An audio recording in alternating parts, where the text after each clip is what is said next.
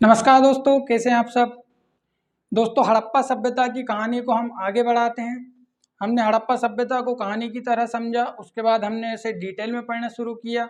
हमने हड़प्पा सभ्यता की सामाजिक धार्मिक स्थिति को पढ़ चुके हैं। हम हड़प्पा सभ्यता के नगरों और स्थलों और नगर नियोजन को पढ़ चुके हैं। आज की इस क्लास में हम बाकी के सारे टॉपिक्स कंप्लीट करेंगे और आने वाली वीडियो में डायरेक्ट हड़प्पा सभ्यता के अंत को पढ़ेंगे। दोस्तों, हड़प्पा सभ्यता का ये जो चैप्टर है, इन 2 क्लासेस में हम खत्म कर देंगे। दोस्तों, आज हम हड़प्पा सभ्यता की लिपि, राजनीतिक व्यवस्था, हड़प्पा सभ्यता की मोहरें, हड़प्पा सभ्यता के बर्तन, हड़प्पा सभ्यता की चित्रात्मक पद्धति, हड़प्पा सभ्यता के कृषि, पशुपालन, इन सारे महत्वपूर्ण टॉपिक्स पर चर्चा करेंगे। तो दोस्तों, चलिए शुरू करते हैं हम हड़प्पा सभ्यता की लिपि से।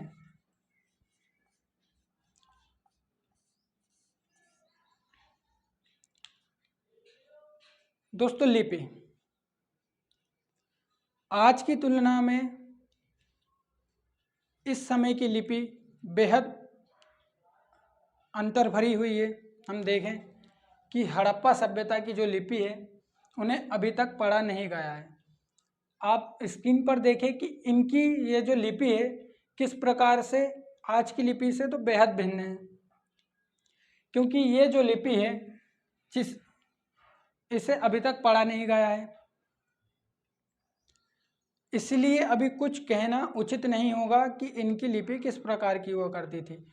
हालांकि हमें मोहरों पर, बर्तनों पर और कई सारे स्थानों पर चित्र और कई सारे प्रकार के अक्षर देखने को मिले हैं, लेकिन ये कहना अभी कुछ उचित नहीं होगा कि इनकी लिपि किस पद्धति पर आधारित थी।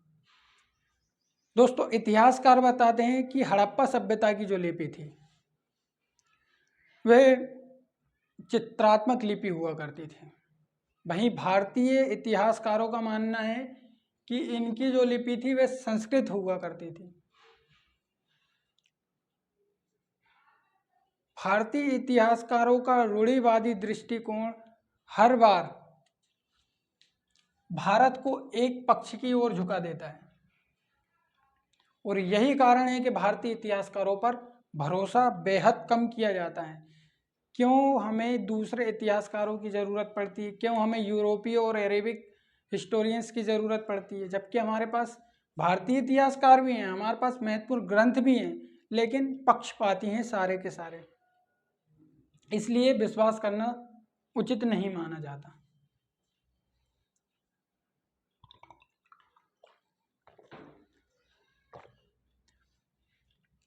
दोस्तों, 1853 में 1853 में पहली बार हड़प्पा सभ्यता की जो लिपि है उसको पढ़ने की कोशिश की गई। 1853 में पहली बार इनकी लिपि की खोज हुई और 1923 तक सारी की सारी लिपि हमारे सामने आ गई।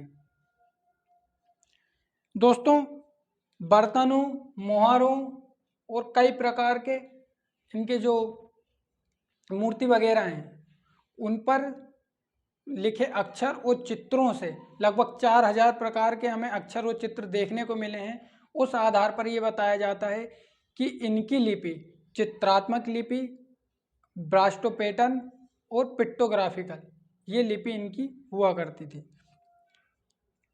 दोस्तों, 1853 में शुरुआत हुई है और 1923 में सारी लिपि हमारे सामने आ गई। ब्रास्टो पैटर्न और पिक्टोग्राफिकल, ये लिपि इनकी बताई जाती है। ब्रास्टो पैटर्न क्या है, चित्रात्मक क्या है, ये दोनों चीज़ हम पढ़ने वाले हैं। और दोस्तों, लगभग 4000 प्रकार के हमें मॉडल्स अर्थात नमूने देखने को मिले हैं कि ये किस प्रकार के चित्र और किस प्रकार के अक्षर अपने मोहर और बर्तनों पर बनाया करते थे। दोस्तों, पिक्टोग्राफिकल,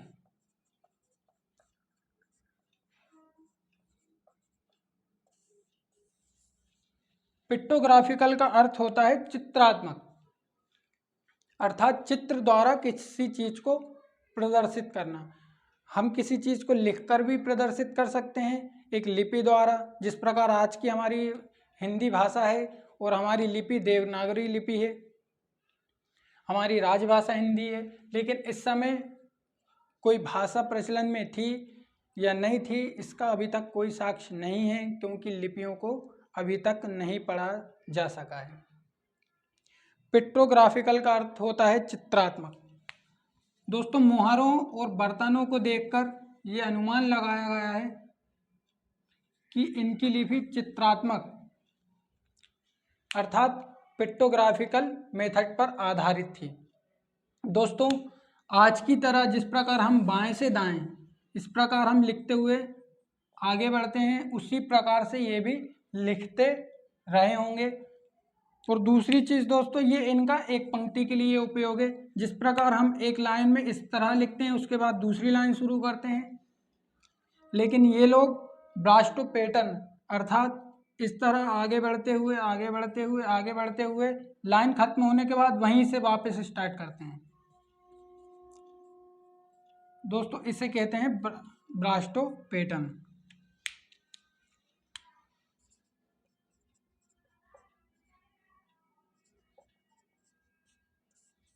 ये दो प्रकार की जो है मेथड्स हमें बताई जाती है। भारतीय इतिहासकारों का कहना है कि ये संस्कृत भाषा है। तो पढ़ के बताओ ना फिर क्या लिखा है। हर चीज में आगे आकर लद जाएंगे और बताओ ना फिर क्या लिखा है। पढ़कर बताना चाहिए कि इनकी लिपि में ये लिखा है। सब तुम्हारा है, वैदिक संस्कृति तुम्हारी, हड़प्पा सभ्यता में मिली मोहरें तुम्हारे वैदिक संस्कृति की लिपि है। तो फिर इन लोगों का क्या था? ये लोग जाएं देश छोड़ के, इनका तो कुछ भी नहीं बचा है।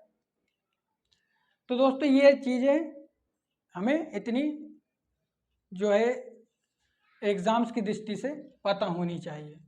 पिक्टोग्राफिकल ब्रास्टो पैटर्न लगभग 4000 प्रकार के नमूने, और 1853 में पहली बार लिपि की खोज हुई। 1923 में सारी की सारी लिपि हमारे सामने आ गई। बर्तनों, मुहारों और कई जगह पर मिले चित्रों के अनुसार ये बताया जाता है कि इनकी लिपि इस प्रकार की हुआ करती थी। लगभग 4000 प्रकार के नमूने हमें देखने को मिले हैं। दोस्तों, भारतीय इतिहासकारों के अनुसार हम थोड़ा सा पढ़ लें कि संस्कृत जो है मूल भाषा मानी जाती है। संस्कृत को मूल भाषा होने का दर्जा है कि सारी भाषाएं इस भाषा से व्युत्पन्न हैं। सारी भाषाएं इस भाषा से बनी हुई है। दोस्तों, संस्कृत दो प्रकार की होती है। एक होती है वैदिक और दूसरी होती है लौकिक। दोस्तों, वैदिक संस्कृत वेद संस्कृत होती है जिसमें हमारे वेद लिखे गए हैं। इसके जस्ट बाद जब आर्यों का आगमन होगा तो हम देखेंगे कि वेद एक बेहद महत्वपूर्ण ग्रंथ है जिससे हमें हमारे इतिहास की जानकारी मिलती है।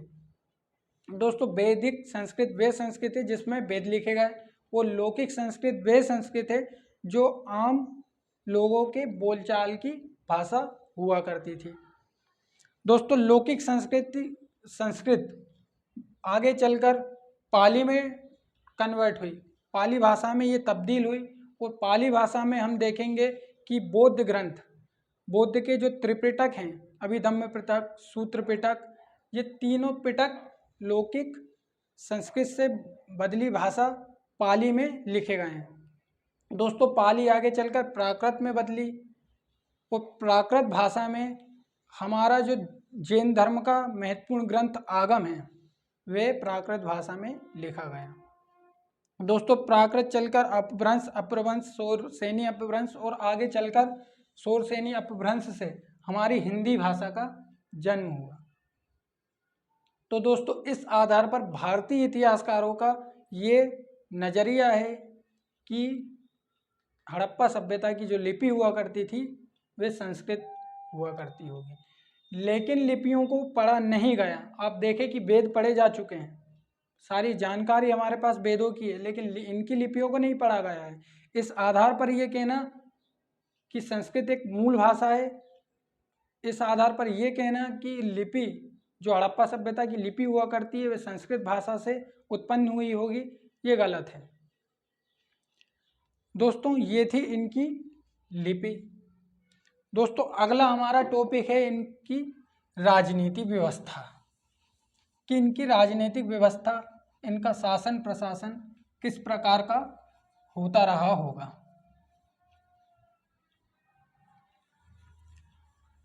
दोस्तों राजनीति एग्जाम्स के दृष्टि से एक बेहद महत्वपूर्ण टॉपिक है, तो इसे हम थोड़ा सा ज़्यादा डिटेल में पढ़ेंगे। राजनीति,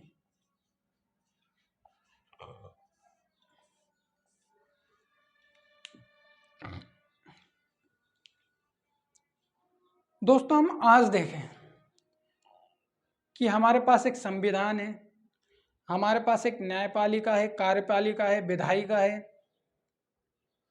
हमारे देश में एक जनतंत्रात्मक गणतंत्र प्रणाली मौजूद है। हमारे पास पुलिस व्यवस्था है, हमारे पास सैन्य व्यवस्था है, देश के राष्ट्रपति हमारी कार्यपालिका के प्रमुख हुआ करते हैं। सारी चीज़ हमारे पास आज हुआ करती है। लेकिन क्या इस समय इस प्रकार की कोई व्यवस्था मौजूद होगी या नहीं होगी? ये दोनों ही बातें अभी बोलना बिल्कुल गलत होगा। हम ये कह दें कि इस समय जनतंत्र था तो किस आधार पर कहें?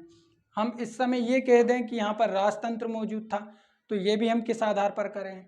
क्योंकि लिपियाँ अभी तक नहीं पढ़ी गई हैं, लेकिन डेवलपमेंट, मुहारे और इतना अच्छा जो इन्होंने सेटलमेंट किया है उसके आधार पर ये बताया गया है कि यहाँ पर एक शासक वर्ग मौजूद हुआ करता होगा। यहाँ पर जनतंत्रात्मक प्रणाली होने का भी अंदेशा इतिहासकार बताते हैं। दोस्तों यूरोपियन इतिहासकार का ये मानना है कि यहाँ पर जनतंत्र प्रणाली लागू थी।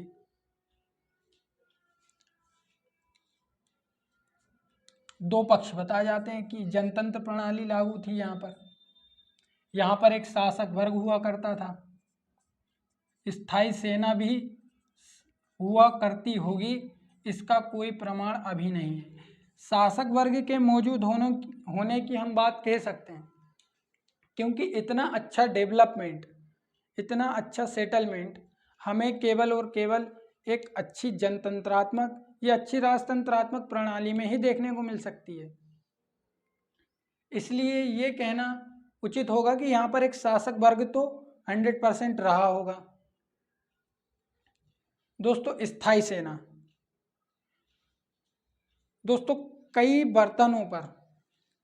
कई सारे बर्तन ऐसे मिले हैं जिन पर सैन्य चित्र हैं, सैनिकों के चित्र हैं।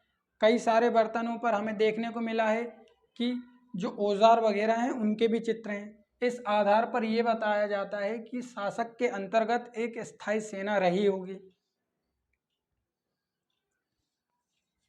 और दोस्तों जनतंत्रात्मक प्रणाली रही होगी, ये भी बताया जाता है। और दोस्तों आज की तरह देखें हम कि हमारे पास एक संविधान है, इनके पास एक लिखित प्रणाली, एक लिखित नियम होता होगा या नहीं होता होगा, इस प्रकार की भी कोई बात अभी हम नहीं कह सकते, क्योंकि लिपियां बिल्कुल भी अभी तक पढ़ी नहीं जा सकी हैं। इस आधार पर यह बताना उचित नहीं होगा। दोस्तों मोहनजोदड़ो और हड़प्पा दोनों इनकी राजधानी बताई जाती है, और ये इतिहासकारों का मानना है कि मोहनजोदड़ो और हड़प्पा में शासक वर्ग मौजूद होता होगा। दोस्तों बार बार एक शब्द होगा, शायद, अनुमानतः, संभवतः, इस प्रकार के शब्द हमें बार बार देखने को मिलेंगे, क्योंकि अभी तक लिपियां नहीं पढ़ी गई है। तो शायद मोहनजोदड़ो और हड़प्पा से इनका शासन चलता रहा होगा। दोस्तों इसके अलावा हम देखें कि धोलावीरा में और दायमाबाद में।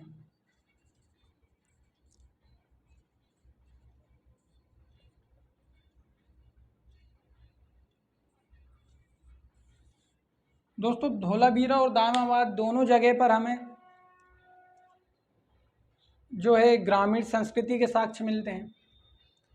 तो ये भी बताया जाता है कि यहाँ पर स्थानीय स्वशासन रहा होगा, लेकिन ये भी हम नहीं कह सकते क्योंकि ये कहना भी अभी अनुचित होगा।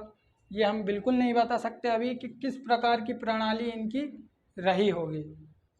एक स्थायी सेना का बताया जाता है इतिहासकारों द्वारा, एक शासक वर्ग के होने का बताया जाता है, जनतंत्रात्मक प्रणाली मौजूद रही होगी इसका भी अनुमान बताया जाता है। दोस्तों दूसरा, बिल्डिंग का स्ट्रक्चर्स जो यहाँ पर नगर हैं, एक कैंपस कवर्ड कॉलोनी हुआ करती है, नालियाँ पत्थरों से ढकी हुई हुआ करती है। यहाँ पर व्यापारी, मजदूर वर्ग, पुरोहित वर्ग अर्थात वर्ण व्यवस्था का भी यहाँ पर बताया जाता है, इस आधार पर कि यहाँ की नगरीय व्यवस्था,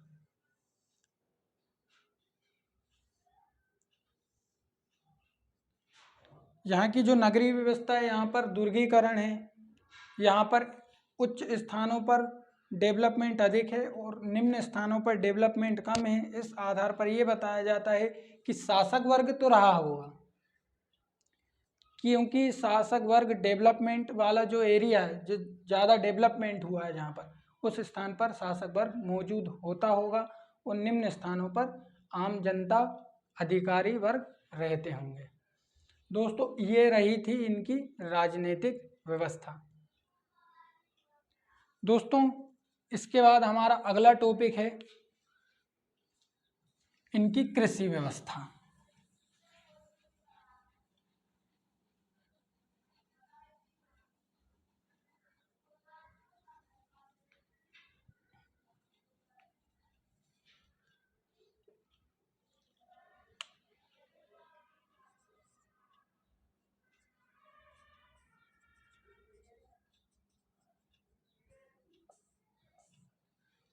दोस्तों अगला बेहद महत्वपूर्ण टॉपिक है हमारा कृषि व्यवस्था।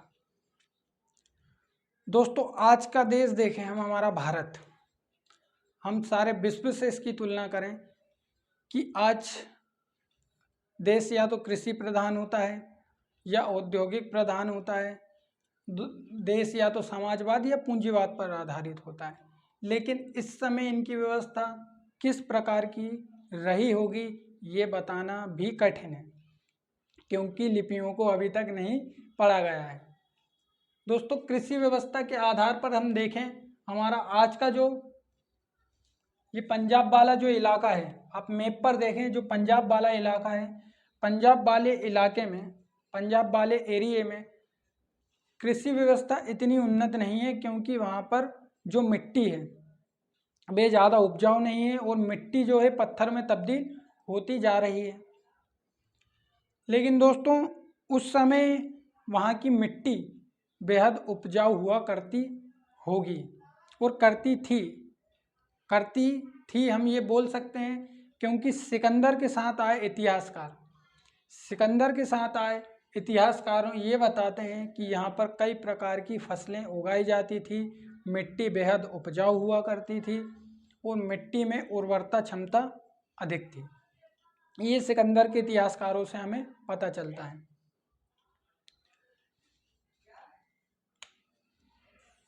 दोस्तों ये सिंधु नदी के किनारे,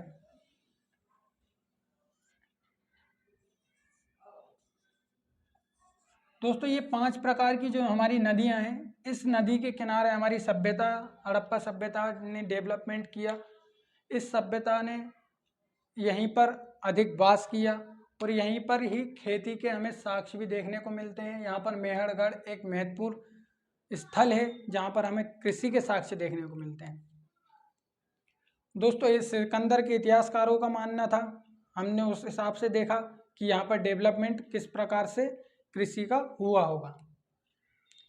दोस्तों ये 9 प्रकार की फसलें उगाया करते थे। हमने पिछली वीडियो में ये जाना था कि ये 9 प्रकार की फसलें उगाया करते थे, जिनमें गेहूँ, जौ, तिल, सोयाबीन, खरबूजा, मटर, नींबू, इस प्रकार से ये चावल, इस प्रकार से ये 9 प्रकार की फसलें उगाया करते थे। हमें हड़प्पा में मिला विशाल अन्नागार। हम उस प्रकार से भी ये बता सकते हैं और ये मान सकते हैं कि इनकी कृषि व्यवस्था बेहद डेवलपमेंट वाली रही होगी, क्योंकि हम देखें कि हमें कालीबंगा में जुते हुए खेतों का साक्ष्य मिला है। ये कपास उगाते थे दोस्तों। एक बर्तन में कपास का जो कपड़ा है उसका भी साक्ष्य मिला है दोस्तों। मेसोपोटामिया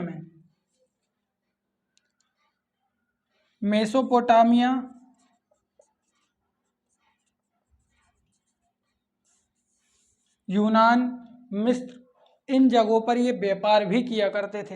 हमने पिछली वीडियो में ये जाना था, जब हमने एक कहानी की तरह हड़प्पा सभ्यता का प्रारंभ किया था, तब हमने पढ़ा था कि मेसोपोटामिया से ये व्यापार किया करते थे। और दोस्तों मेसोपोटामिया और सुमेरियन लेखों में सिंधु को मेलुहा कहा है।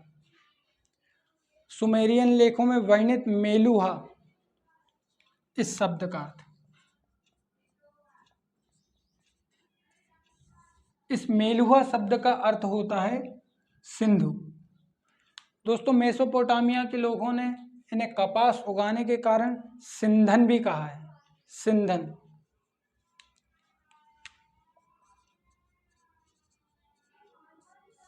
या किसी किसी स्थान पर इसे सिंडोन, ये 2 प्रकार के शब्द हमें देखने को मिलते हैं। मेसोपोटामिया ने हड़प्पा सभ्यता वासियों को कपास उगाने के कारण सिंडोन या सिंधन भी कहा है। दोस्तों नवंबर से अप्रैल इनका कृषि सत्र चलता है। ये इस प्रकार से कृषि व्यवस्था इनकी रही थी। दोस्तों ये प्राकृतिक खेती करते हैं। ये किसी प्रकार के उर्वरकों या किसी प्रकार के, जो आज हम देखते हैं हमारे पास यूरिया, कई प्रकार के हमारे पास फर्टिलाइजर्स हैं, हम उनका उपयोग करते हैं कृषि में, लेकिन ये प्राकृतिक कृषि किया करते थे। दोस्तों मेसोपोटामिया और सिंधु के बीच, इन 2 के बीच दिलमुन और मकन 2 व्यापारिक स्टेशन हुआ करते थे।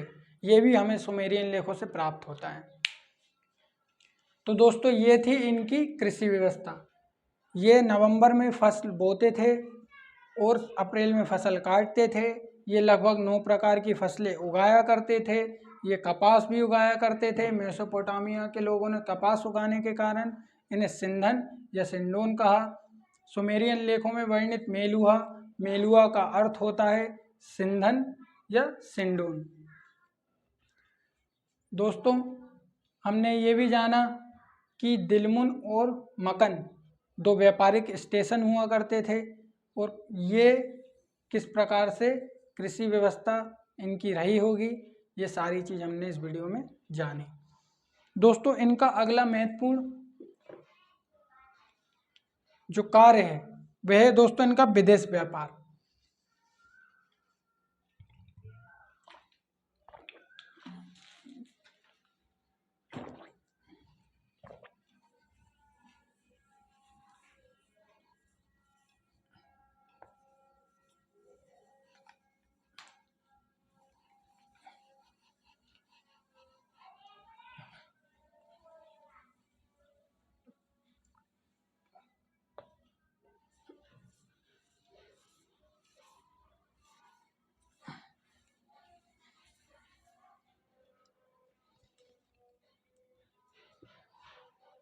दोस्तों अगला टॉपिक है हमारा विदेश व्यापार।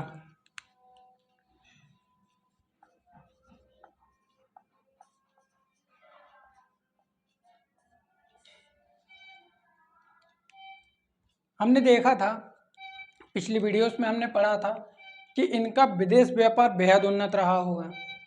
ये मिस्र, मेसोपोटामिया और यूनान की सभ्यताओं से इन्होंने व्यापार किया रहा होगा। क्योंकि दोस्तों मेसोपोटामिया अर्थात आज के इराक में हमें इनकी मुहरें देखने को मिली है, और मेसोपोटामिया की मुहर हमें कालीबंगा, लोथल जैसे स्थलों से देखने को मिली है। इस आधार पर हम ये कह सकते हैं कि इन्होंने मेसोपोटामिया और कई सारी छोटी छोटी सभ्यताओं से विदेश व्यापार अर्थात विदेश संबंध भी बनाए थे। दोस्तों ये जो फसलें उगाया करते थे, 9 प्रकार की फसलें, जौ, तिल, सरसों, जो ये 9 प्रकार की फसलें उगाया करते थे, इन फसलों को ये वस्तु विनिमय प्रणाली द्वारा, वस्तु विनिमय प्रणाली का अर्थ है वस्तु देकर वस्तु लेना, अर्थात वस्तु के बदले वस्तु। दोस्तों ये 9 प्रकार की फसलों का निर्यात करते होंगे, और बदले में क्योंकि यहाँ पर धातु और पत्थरों की कमी थी, धातु और पत्थरों की कमी थी, इसलिए ये धातुओं का यहाँ से आयात करते होंगे। दोस्तों इराक और अफ़गानिस्तान से ये चांदी मंगाते हैं। राजस्थान खेतड़ी से हम देखें कि आज भी हमारे जो तांबे की खान है राजस्थान खेतड़ी, वहाँ से ये तांबा निकाला करते थे। हम देखें कि KGF में दर्शाई गई जो कोलार खदान है, सोने की जो कोलार खदान है, उस खान से भी ये सोना निकालते होंगे ऐसा बताया जाता है, लेकिन इसका कोई साक्ष्य नहीं है। शायद इन्हीं लोगों ने उस कोलार खदान की खोज की होगी। दोस्तों इनके विदेश व्यापार में हम देखें कि हमें कालीबंगा, लोथल और कई सारे स्थानों से इनकी मुहरें देखने को मिली है। ये जो है खाद्य फसलों का निर्यात करते हैं और धातुओं का आयात करते हैं। तो दोस्तों ये थी इनकी विदेश व्यापार की व्यवस्था।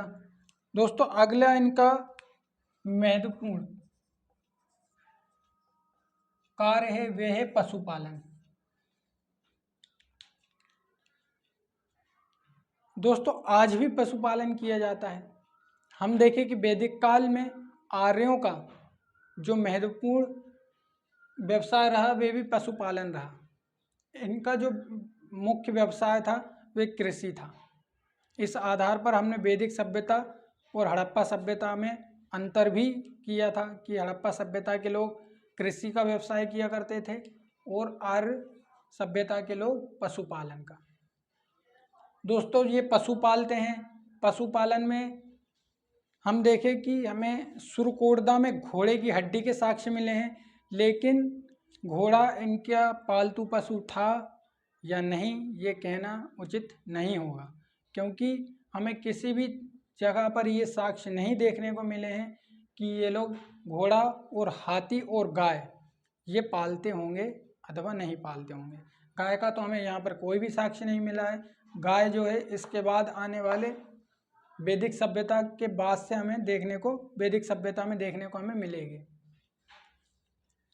दोस्तों ये कुत्ता पालते हैं, ये बकरी, भेड़, सुअर, खरगोश। दोस्तों इस प्रकार के ये पशु पालते हैं और भी कई सारे ये पशु पालते होंगे। लेकिन पशुओं को पालने का कारण क्या रहा होगा? क्या ये पशु पालते हैं तो ये केवल इसे भोजन के लिए पालते हैं या ये इनका उपयोग भी करते होंगे? दोस्तों हम देखें कि हमें बैलगाड़ी के साक्ष्य भी मिले, बैलगाड़ी के हमें खिलौने मिले हैं, अर्थात ये बैलों को बैलगाड़ियों में जोतते होंगे, इसका हमें साक्ष्य मिला है। इसलिए हम ये बता सकते हैं कि ये जो है पशुओं का उपयोग न केवल खाने के लिए जबकि अपने उपयोग के लिए भी किया करते होंगे। दोस्तों इनके पशुपालन में हमें किसी भी स्थान पर गाय का कोई साक्ष्य नहीं मिला है और घोड़े का और हाथी का कि घोड़े और हाथी ये पालते थे, इसके भी हमें कोई साक्ष्य नहीं मिले हैं। दोस्तों ये थी इनकी पशुपालन व्यवस्था। दोस्तों अगली चीज आती है इनका, हम देखें कि मोहर है। अगला महत्वपूर्ण टॉपिक है मोहर है। दोस्तों आप स्क्रीन पर देख सकते हैं कि कितनी सारी मोहरें हमें देखने को मिली है, कितनी सारी हमें मूर्तियां देखने को मिली है, कितनी सारी हमें जो है खिलौने देखने को मिले, कितने सारे हमें बर्तन देखने को मिले हैं। दोस्तों इनकी जो मोहरें हैं